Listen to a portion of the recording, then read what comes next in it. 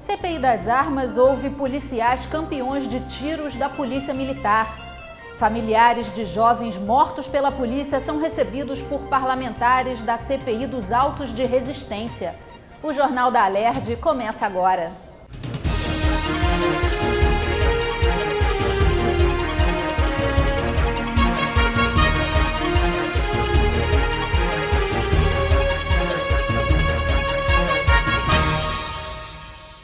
Boa noite. No Dia Internacional dos Direitos Humanos, a CPI dos Autos de Resistência da Alerj recebeu familiares de vítimas mortas por intervenção policial. Eles pediram justiça, auxílio médico e mais agilidade na apuração dos inquéritos. A maioria dos familiares convidados a participar da audiência pública não pôde comparecer porque ainda estão muito abalados, principalmente os familiares dos 5 jovens mortos em Costa Barros, zona norte do Rio. Que não é um caso isolado, isso acontece todo dia. Todo dia morrem jovens pretos, pobres, entendeu? Nas comunidades, entendeu? E isso tem que ter um basta já, porque chega de sofrimento, chega de ver famílias sofrendo, famílias dilaceradas. Mônica Suzana, coordenadora do movimento Moleque, que apoia as mães das vítimas, classificou os autos de resistência como genocida, por atingir principalmente a população negra das favelas. Então queremos sim uma reparação psíquica, financeira e judiciária, porque a consequência para a família que fica é muito grande. Não só para essas mães, vocês viram aí os relatos, os pais viraram alcoólatras, as mães estão todas doentes, os filhos ficam impossibilitados dos outros irmãos de continuar a estudar. É um estrago. Daniel Lazoia falou sobre o trabalho desenvolvido pelo Núcleo de Direitos Humanos da Defensoria Pública, que atua na compensação e assistência jurídica às vítimas. Para o defensor público, os autos de resistência não são fatos isolados e destacou que a política de repressão às drogas precisa ser repensada. A gente não pode achar que são desvios de conduta individuais, esporádicos, né? Pela alta incidência e pela repetição dos padrões, nós podemos verificar que isso é uma prática sistêmica. Nós precisamos pensar alternativas que busquem no caminho da redução de danos, tanto na redução de danos pelo uso da droga, mas principalmente a redução de danos pela repressão e pelo empoderamento do tráfico que é causado graças à proibição. O relator da CPI, deputado Marcelo Freixo, prometeu entrar em contato com a Secretaria de Assistência Social e Direitos Humanos antes do fim da CPI, para solicitar que seja prestado auxílio médico e psicológico imediato para as mães das vítimas. O depoimento dessas famílias é fundamental, até para que a gente não caia na ilusão de que a gente está tratando de números, de gráficos, esquecendo que são pessoas. Evidentemente que elas precisam de assistência material, psicológica e médica. E isso o Estado até hoje não deu. Muitas vezes o Estado acha que a sua reparação é financeira. Pagou como se fosse um valor que cobrisse aquela morte. Não há. Agora elas precisam, além desse valor, precisam de assistência permanente. Parlamentares da CPI do desvio de armas sugerem mudança na escala de serviço da Polícia Militar, depois de ouvir policiais que mais atiram. O sistema de controle de armas da corporação mostra que um sargento deu mais de 600 tiros em apenas 10 meses. Os sargentos Flávio Pereira Moraes, Anderson Faria Mercês e Ney Chagas Córdova, apontados como os que mais atiram de janeiro a outubro deste ano, são do 41º Batalhão em Irajá. O sargento Moraes considera a área muito perigosa porque é formada por 3 favelas, da Pedreira, Chapadão e Acari, dominadas por 3 diferentes facções criminosas. Ele disse que não atirou em inocentes e citou uma operação em que morreram 27 pessoas, que ele classifica como traficantes. Os policiais ficaram encurralados e, por isso, revidaram. Uma das conclusões dos membros da CPI é que a Polícia Militar deveria aproveitar para fazer um estudo interno para apurar por que tantos disparos e não expor os policiais. Expor do jeito que foi exposto, não acho que deveria, e está havendo um trabalho interno da polícia na questão psicológica com os 3 policiais que mais atiraram, mas trabalharam muito mais. Eu acho que nós devemos procurar sempre entender os porquês, né? O porquê do disparo, e não simplesmente quantificá-los e numerá-los e dizer que foi excesso ou não foi. Foi excesso dentro de qual circunstância, né? Então, em primeiro lugar, eu tenho que apurar as circunstâncias para depois sim identificar e apontar realmente houve excesso ou não houve excesso. Para o presidente da CPI, deputado Carlos Mink, alguns fatores devem ser corrigidos. Um deles é a escala adotada para o trabalho do policial militar. 24 por 72 horas e adotar o sistema de controle de armas usado pela Polícia Civil. Na verdade, esse sistema de 24 por 72 horas leva ao estresse, ao esgotamento, 24 horas acordado no meio de tiroteio. Então você acaba atirando a mais, matando a mais, morrendo a mais. A gente vai querer mudar essa escala, uma escala mais humana, por exemplo, 12 por 36. Os deputados também querem conhecer de perto como funciona o Sistematibel, que é o sistema adotado pela PM desde 2012 para controle do uso de armas pelos policiais, mas que estava inoperante. Nós vamos, inclusive, visitar o Sistematibel, que fica aqui no centro, no Comando Geral da PM, né? E para nós isso é muito importante. A gente quer mais investigação, mais inteligência, mais planejamento, para a nossa polícia deixar de ser a que mais mata e a que mais morre. A Comissão de Saúde da Alerj continua ouvindo os envolvidos na morte da técnica de enfermagem Elisângela Medeiros. Nesta quinta-feira foi a vez de funcionários dos hospitais Adão Pereira Nunes e Evandro Freire, que prestaram os primeiros atendimentos a Elisângela. Eles negaram as denúncias de omissão de socorro. Segundo o enfermeiro Jean Reis e a técnica de enfermagem Lúcia Santos, que trabalham no Hospital Adão Pereira Nunes, todos os protocolos de atendimento determinados pela Secretaria Estadual de Saúde foram cumpridos. O atendimento que foi dado a ela foi todo atendimento que foi necessário, do começo ao fim. Ela saiu de lá por volta de 16 horas, se sentindo bem, agradecendo a todos e falando que ia até para a ouvidoria para poder fazer elogios à equipe. Tudo que tinha que ser feito pelo médico, que foi atendido, e por nós da enfermagem, foi feito. Assim que a Elisângela chegou bem nervosa. E parecia ser uma crise nervosa. Então, quando o doutor Sebastião prescreveu o diazepam para ela, eu prontamente, quando li no prontuário dela, no ban dela, eu vi que realmente era uma medicação que ela precisava realmente tomar. Inclusive, quando as pessoas falam em omissão, para mim, omissão é quando a pessoa não é atendida. E a Elisângela foi atendida no hospital. O enfermeiro Luciano Meireles, do Hospital Evandro Freire, relatou que a paciente chegou muito nervosa à unidade e com os sinais vitais alterados. Ele prestou o primeiro atendimento e encaminhou a Elisângela para fazer um eletrocardiograma. Já com os sinais vitais normalizados, ela foi direcionada pelo enfermeiro para o consultório do médico de plantão. Segundo Luciano, a paciente pediu encaminhamento para uma unidade básica de saúde e foi embora sem passar pelo consultório médico. Ela estava muito nervosa, chorosa, e ele então a acolheu, conversou com ela, acalmou, verificou os sinais vitais, viu o nível de oxigênio e constatou que tudo estava normal. O protocolo é esse: você atende, dá o atendimento e de 60 em 60 minutos você volta para verificar como está o paciente. E aí, quando ele voltou, cadê? O paciente tinha ido embora. Então, esse é o fato. Então, ele, em momento nenhum, deixou de cumprir com a sua obrigação de enfermeiro. O presidente da comissão vai analisar todas as informações e produzir um relatório final. Caso surjam mais evidências, a comissão poderá convocar outras reuniões. A sociedade precisa de uma resposta. Houve uma morte, houve uma denúncia de perseguição a funcionários e nós temos que apurar com rigor e independência. E assim que tem sido feito, foram ouvidos médicos, enfermeiros, direção do hospital e todos que quiseram dar sua contribuição nesses depoimentos. Então eu considero satisfatória os depoimentos aqui prestados. As comissões de segurança e de habitação da Alerj vão fazer um seminário para discutir a segurança nos condomínios do projeto Minha Casa Minha Vida no estado do Rio. As frequentes invasões dos condomínios populares por traficantes e milicianos se tornaram um desafio para as autoridades competentes. O principal desafio que a Defensoria Pública, através do Núcleo de Terras, tem apontado como a forma de a gente resolver isso é superar a prática do município e do estado de construir empreendimentos que não tenham uma incorporação com a cidade como um todo. Porque mais do que direito à moradia, não é só o teto que resolve.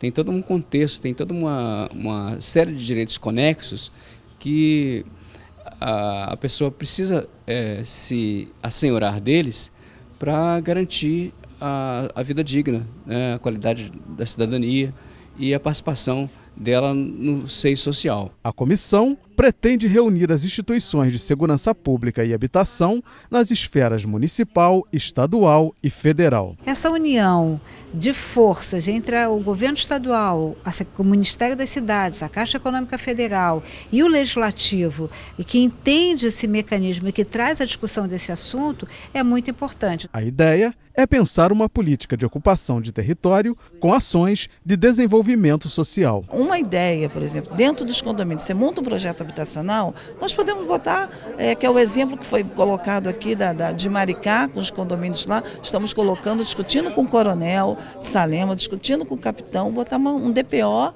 dentro do condomínio com polícia comunitária. Tem que ter esporte dentro do condomínio, tem que ter cultura, tem que ter movimentos de conscientização ecológica que envolva essa garotada, tem que ter a entrada e a facilidade de inscrição para cursos de formação profissional, economia solidária. Você tem que pegar todo o aparato, né, que já existe, não é nada, não é nenhuma demanda orçamentária para se fazer isso. O plenário aprovou nesta quinta-feira o projeto de lei que proíbe o uso de algemas em presas no momento do parto.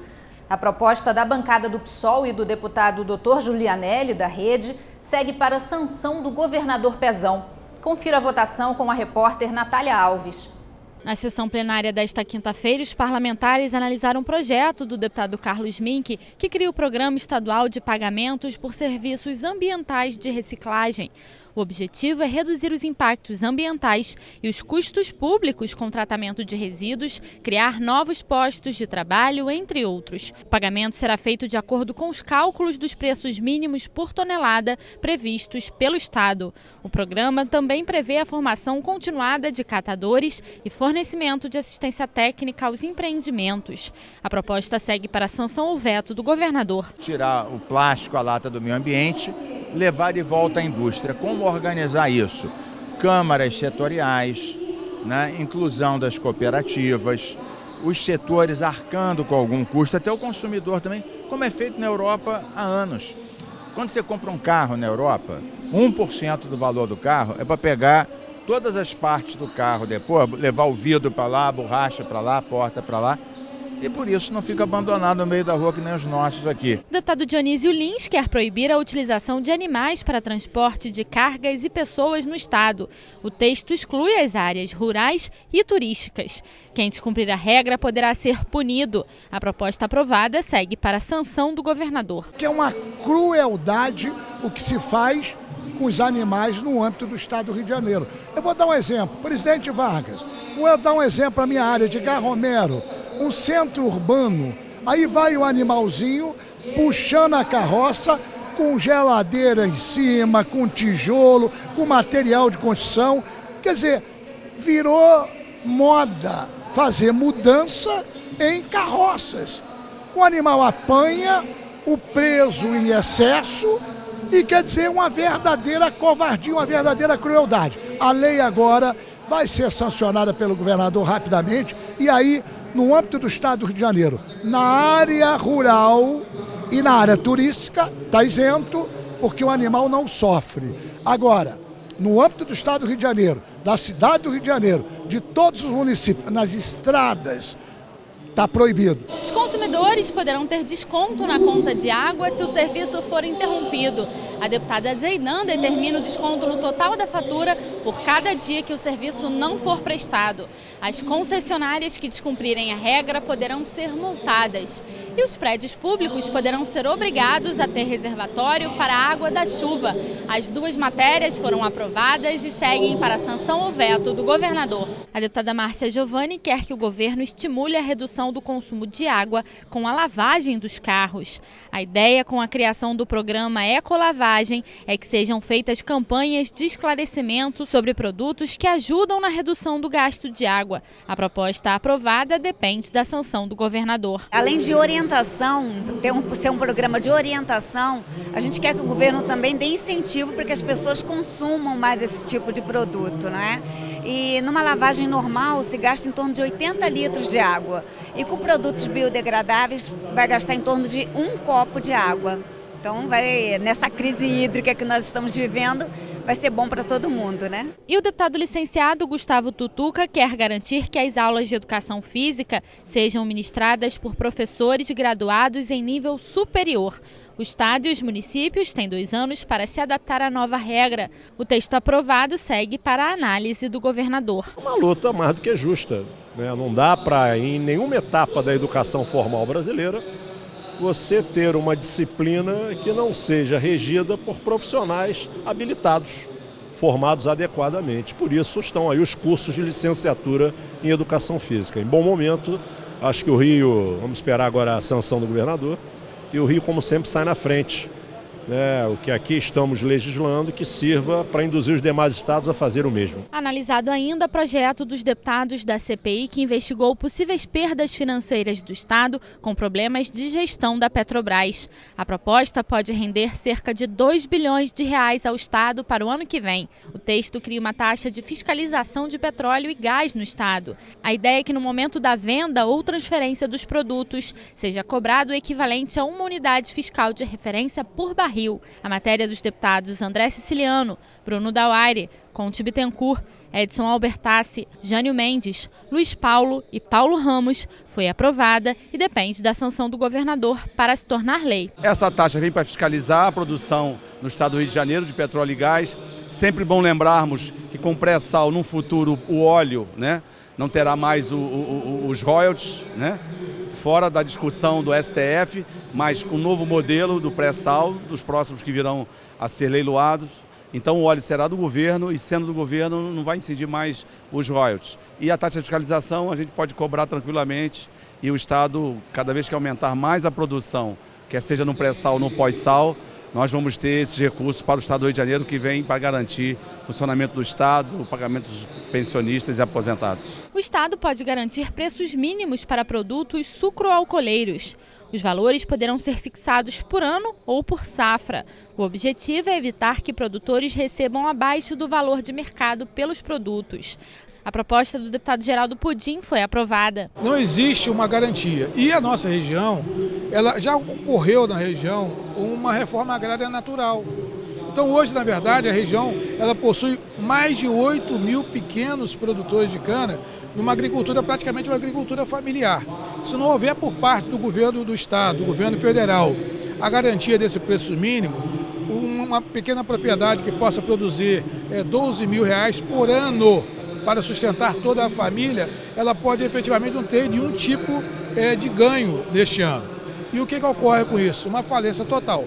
Hoje nós temos uma capacidade instalada nas 3 usinas remanescentes de moer 4 milhões de toneladas de cana e nós estamos produzindo 1,2. E só etanol. Acabou o açúcar. Já o deputado Luiz Paulo quer permitir que o reajuste de salário conseguido por servidor na Justiça seja estendido para os demais funcionários, sem a necessidade de novos processos judiciais. O texto aprovado retorna ao plenário para a segunda discussão. Não é só questão de reajuste. Um funcionário tem um direito, né? E esse direito é reconhecido na Justiça e transitado em julgado, decisão final. Bom, se um outro, com um processo igualzinho, reivindicar, tem que começar tudo de novo. Então nós queremos facultar ao Poder Executivo, enfim, ao Poder Legislativo, ao Poder Judiciário, que estenda àqueles que têm o mesmo direito uma decisão já transitada em julgada. Facultar não é obrigar. E por que colocamos facultar? Porque muitas vezes esses valores podem ser altos. Mas mesmo assim tem a prerrogativa de inscrever, né, em precatório, entrar na fila do precatório.